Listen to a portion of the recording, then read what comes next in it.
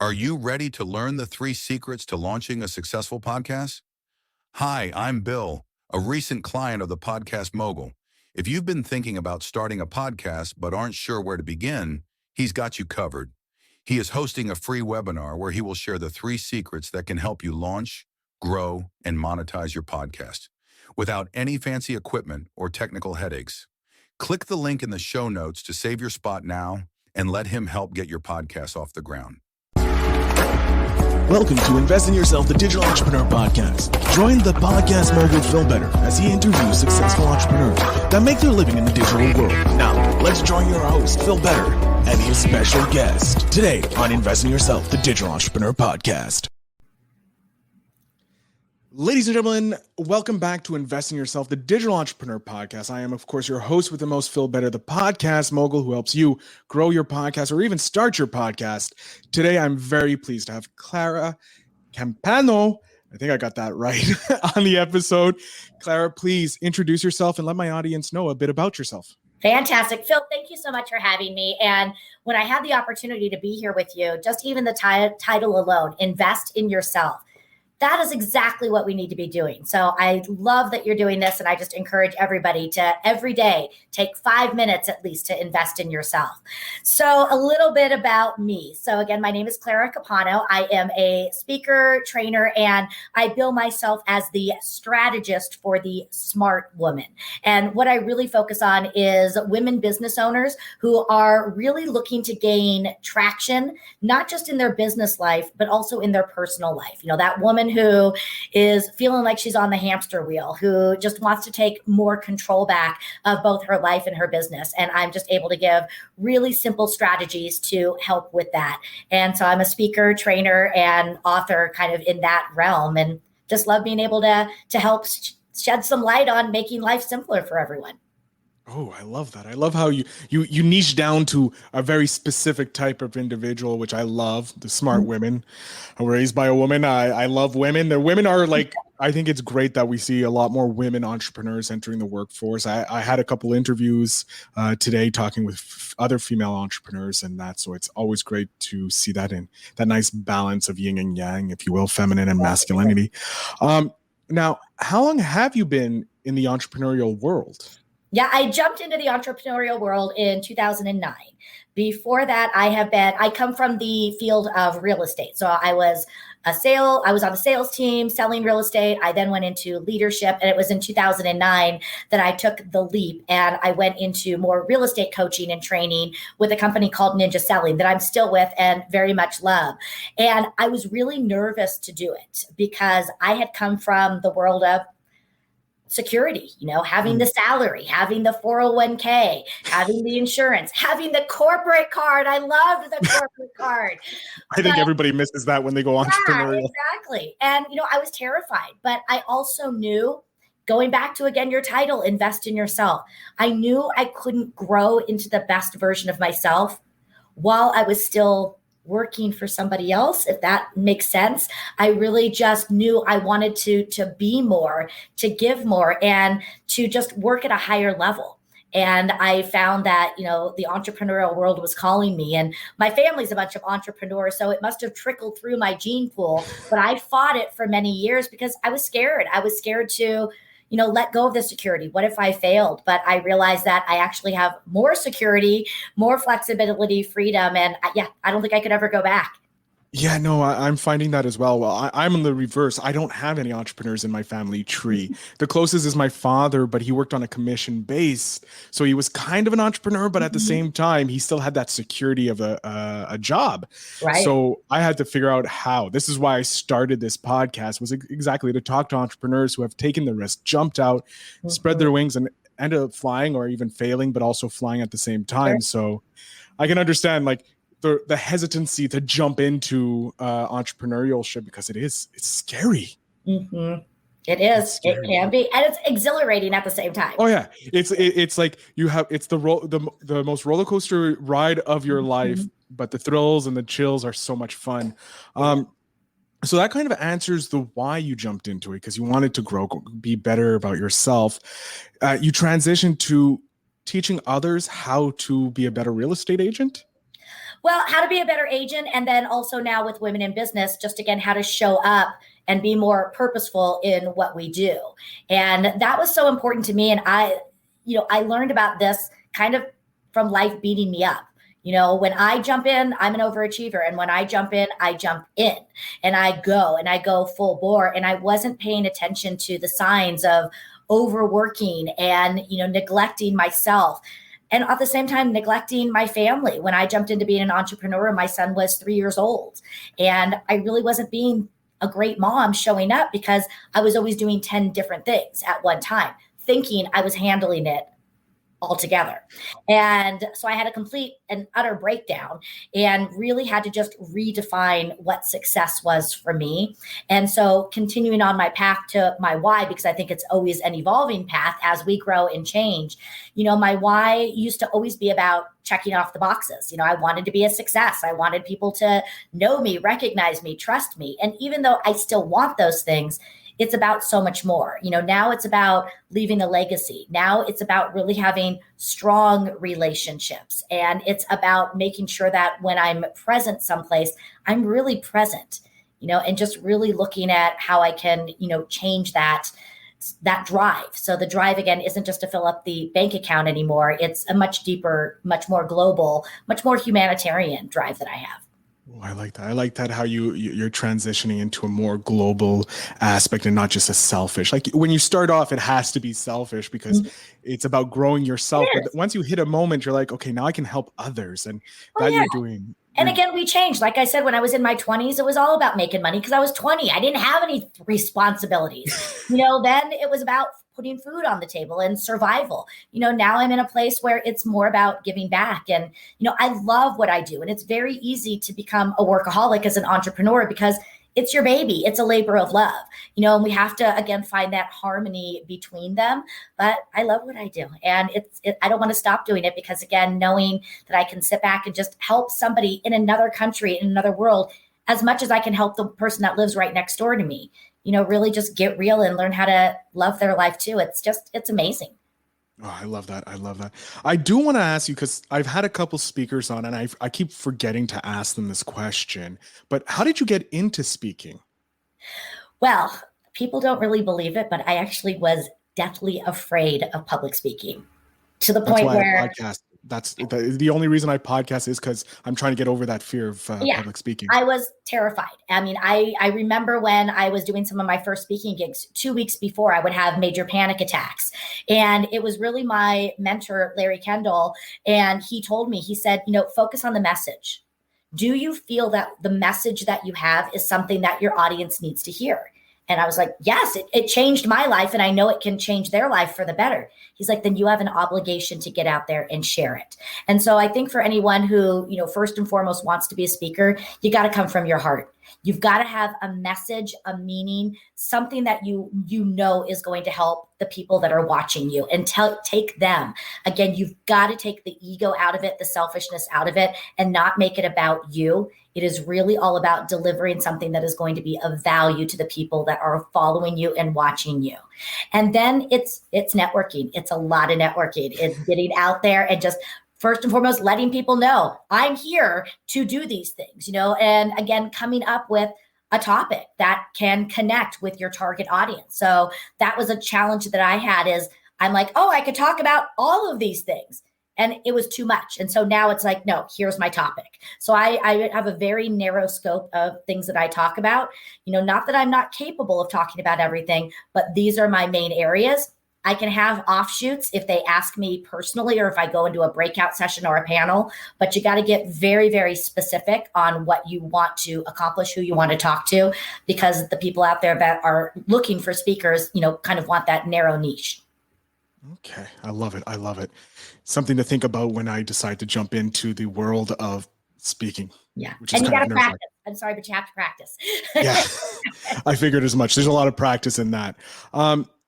So now that you're coaching and speaking, do you find that you've received more freedom from in your life to do what you want and get the things that you've always wanted to have done? Yes, it's a great question. And on the easy answer is yes, I absolutely do have more freedom because I am in control of my schedule.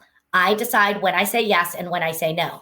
The challenge with that, and this is something that entrepreneurs need to understand, is it can get out of control really quickly because nobody is telling us what to do. We don't have set 8 to 5 hours. And it's really easy to say, oh, I'm going to be done at 4 o'clock. And then all of a sudden it's 10 o'clock because you go down the rabbit hole or you get involved, with a project. So one of the things I try really hard to do, and this is also what I teach people, is you still have to show up as both the CEO of your organization as an employee. And you really have to pay attention. You've got to put a schedule together. You still need to time block. And the number one thing that everybody needs to time block first is their life, because you can go in so deep.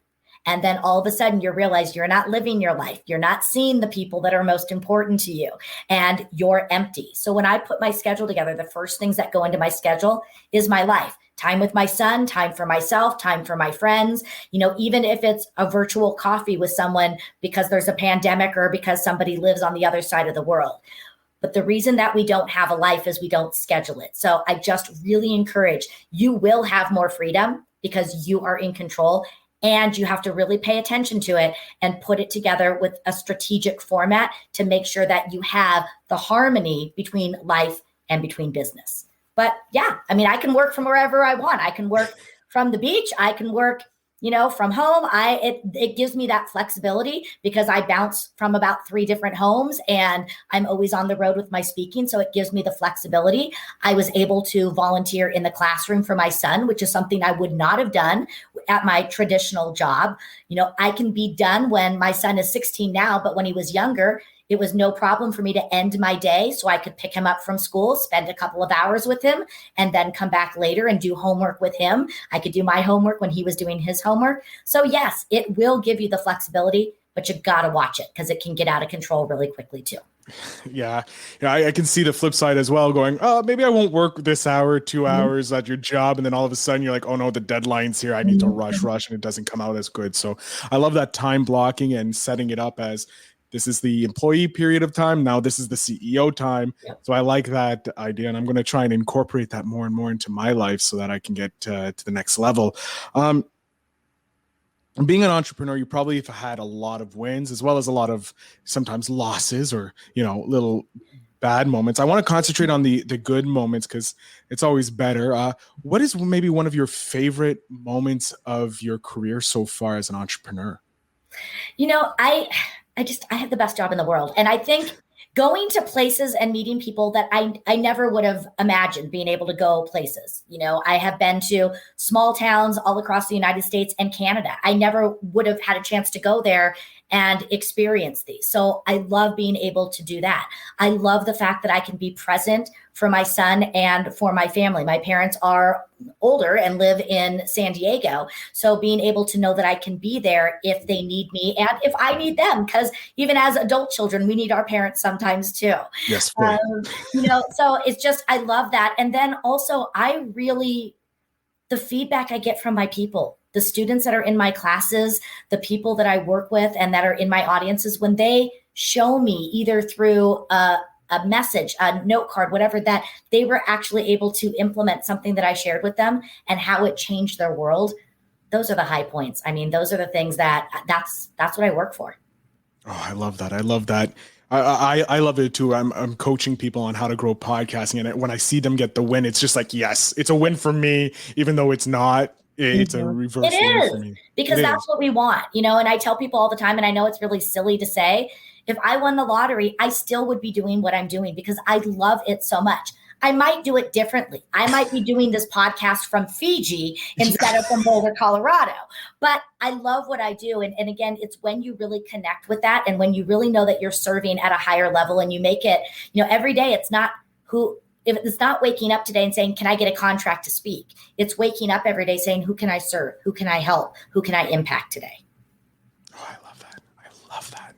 That's something that I think more and more people are forgetting in this. We've moved away from how we can help our neighbors or help our friends or help someone in need to grow themselves, because them growing is just going to help you grow because they're teaching you at the same time. Absolutely. We grow stronger when we work together and when we help each other grow.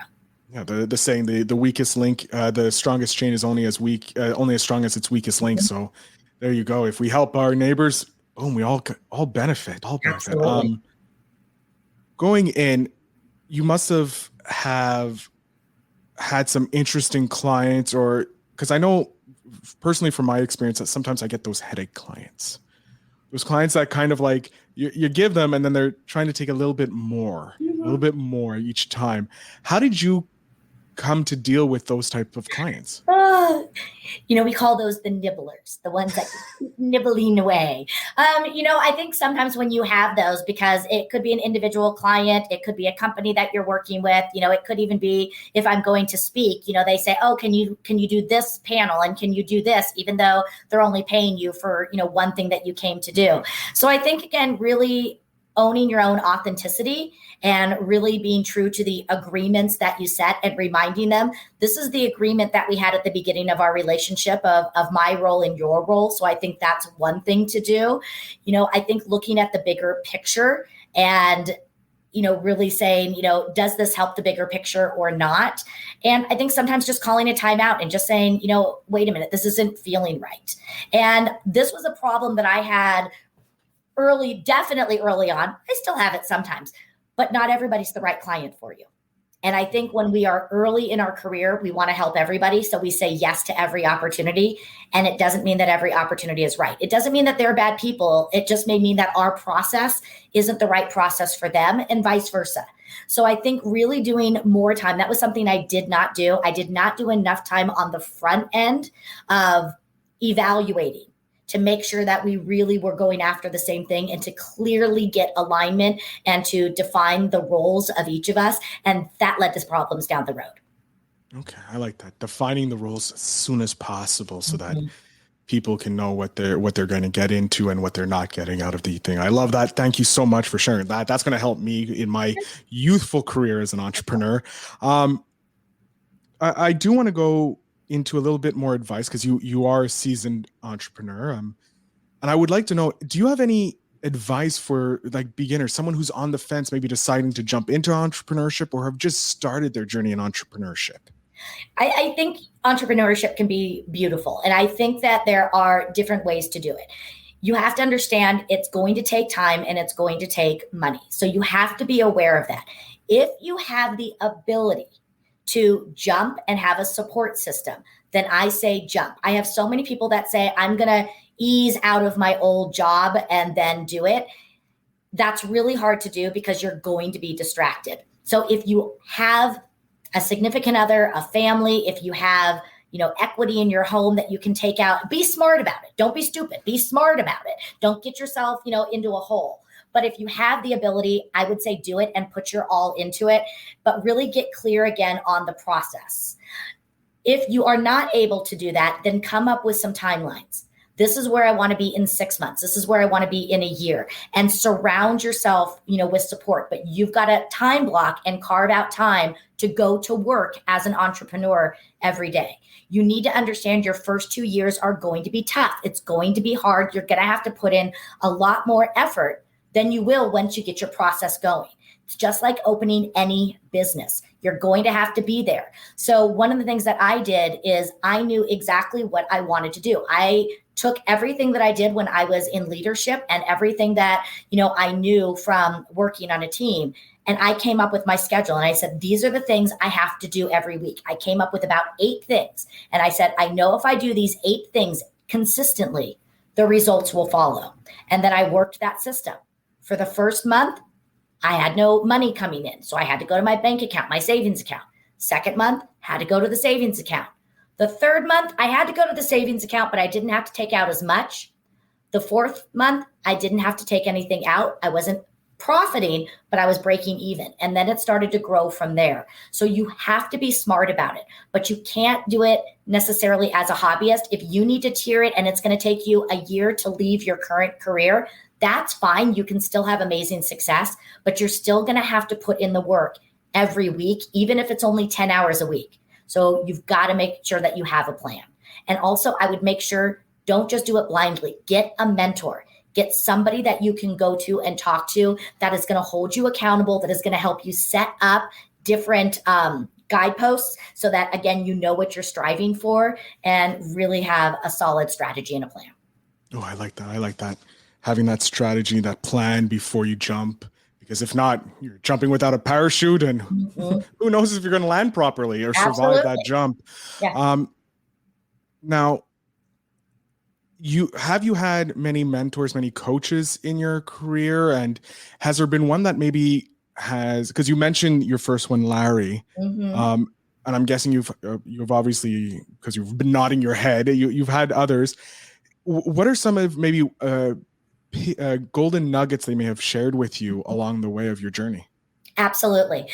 So many. I've had people that have, one of my mentors, really taught me the power of rest and recovery. She had 5 kids, 5 boys, and every Thursday she would disappear for a couple of hours. And I'm like, where are you going? And she would go to the movies. And she says, you know what? I need 2 hours to myself every week. So, she taught me the importance of making sure that I'm taking care of myself. I have mentors that have helped me with my skill sets. Right now, even though I have been a professional coach, I have coaches. I have a coach that was a speaking coach and helped me with my speaking and building the business of speaking. I have my executive coach that helps me in running my business. I have accountability partner that helps me stay accountable to my weekly tasks. So I think it's really important, because as much as we like to think we can do it on our own, we get in our way all the time. So, mentors are amazing. So I think really getting clear on, one of the questions I love to ask people that I work with is, who is it you want to become? And think of that image. And then what are the habits, the disciplines, and the skill sets of that person? And find a mentor that can help you on that path to becoming that person. So if there's a skill set that you need, you don't need one mentor to do everything. Maybe you have a mentor that helps you with your online presence. Maybe you have a mentor that helps you with your expenses and understanding the running of the business. Maybe you have a mentor that helps you, with podcasts. So you can have different mentors in different areas. And keep in mind, mentors can come in different shapes and forms. They also don't have to be people that you know. Some of my great mentors and people that I encourage others to look at as far as the entrepreneurial journey, Darren Hardy, he is a great mentor and person to follow when it comes to entrepreneurship.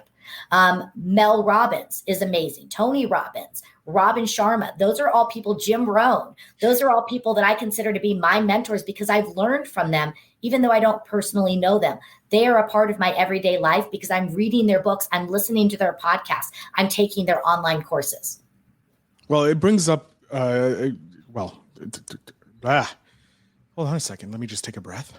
I've been podcasting all day. I know, we get excited. Yeah, no, especially when I get to talk to entrepreneurs or podcasters, I get so excited.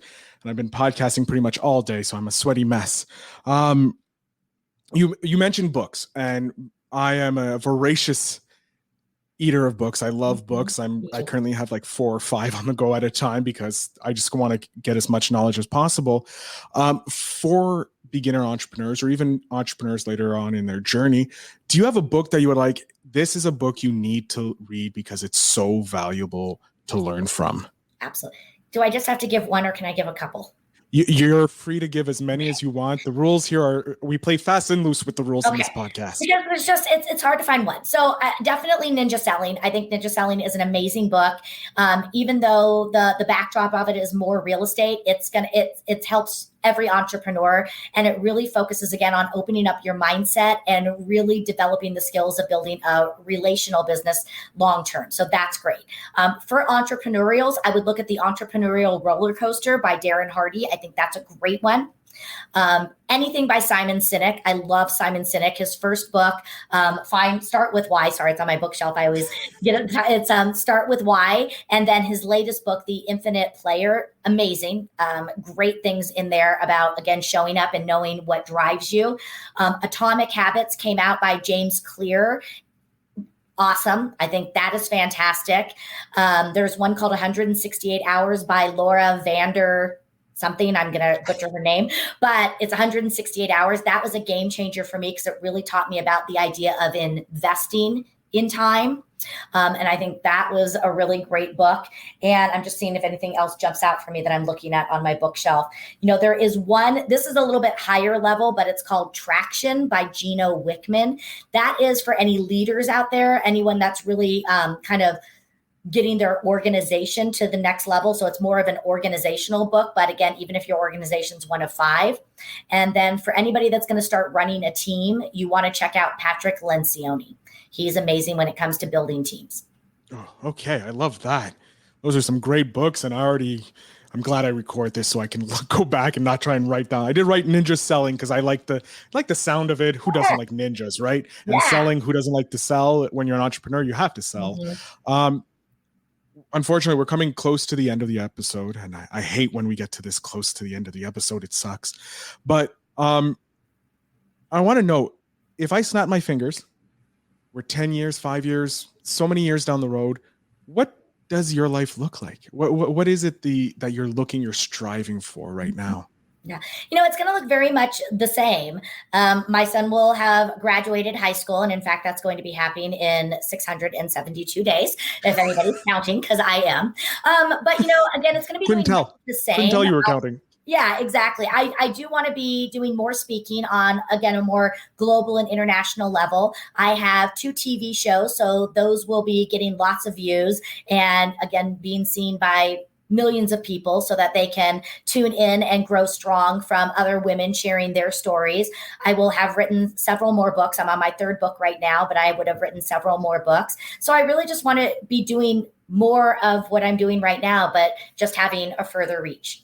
Not everyone knows me yet. So hopefully by then I'll be up there, having coffee with Oprah.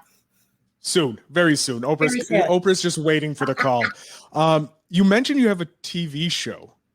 Please tell me more about this TV show. I'm very interested. Yes. So my TV show is called The Working Women Channel. And what I do is I started it during COVID, and we just are getting ready to launch season 3. And what I do is every season I interview 8 women in business who are sharing their stories to success. They're talking about any challenges, obstacles, the lessons that they've learned, just sort of, letting others out there know that we can do it regardless of how we grew up, regardless of the things that happened to us, that the world is still helping us grow forward and be strong. So that is, sort of my baby. And then I am actually, this is kind of a secret, so you guys are hearing it here first. I am getting ready to film my 2nd TV show next week, and that is going to be with my partner, Carissa Atkins, and we are going to be launching Living Real, which is going to be real conversations about real life with real women. And so it's kind of The View meets Oprah meets Ellen. So we're going to, just, again, get in there, get down and dirty with real topics that women face on a daily basis, and also have some fun with it. Oh, I love this. And where can we find your show? Your show's starting. Yeah, they're going to be housed on motivationandsuccesstv.com. That's one of the hubs. But then also they can get access to everything on my personal webpage, which is just claracapano.com. Excellent. Clara, I'm going to jump off screen for a bit. You're going to be able to have the whole screen. Tell us where we can find you and all that fun stuff. You have about 5 minutes. You can take the 5 minutes. You can take 3 minutes, whatever you feel like. But the floor right now is yours. Fantastic. Thank you. Well, I'm so excited. And, for those of you that are listening and watching, please know that I'm here as a resource for you. I don't want you to ever feel you cannot reach out, if you haven't hired me to do something for you. I really just want to be able to be there as a resource because we all get strong together. So again, my website is claracapano.com. So it's just my name, CLARACAPANO.com.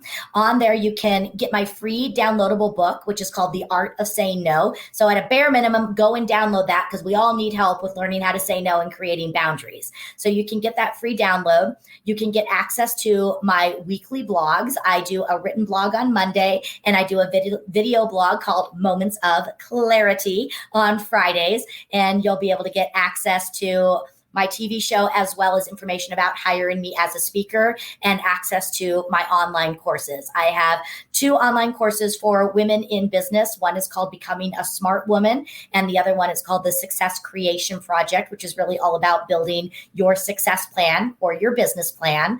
And I also have a monthly mastermind, so you can get access and sign up for all of those there as well. Other than that, follow me on Facebook, Instagram, LinkedIn, TikTok, pretty much, if you just type in Clara Capano, you'll be able to find me everywhere, all the articles, podcasts, and everything that I do. So just stay tuned, stay close. And again, let me be a resource and let me bring you clarity. Oh my God, I love that. I love that little tagline at the end. I don't think enough entrepreneurs have their own tagline, and I think it's needed to take from the wrestling world or take from the entertainment world, get that tagline, because then it's easier for people to remember. Yeah. Clara, I want to thank you so much for being an amazing guest on the podcast. Thank you for understanding. For people who don't know, we had to switch it, had a little family emergency, and Clara was so grateful, so accommodating to change it. So I want to thank you again for that. Pleasure. Family is everything. It is. To my audience, of course, all the links to Clara's stuff will be in the show notes down below. Please do reach out. As she was talking, I went on the website and I'm down in the process of signing up to get the book because, hey, free stuff. Who doesn't want to be able to say no, right? Absolutely. I ask you all again, ladies and gentlemen, to remember to invest in yourself because that's the only way you'll be able to grow.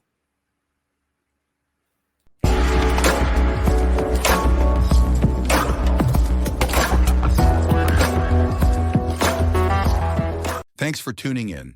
Now it's time to take the next step.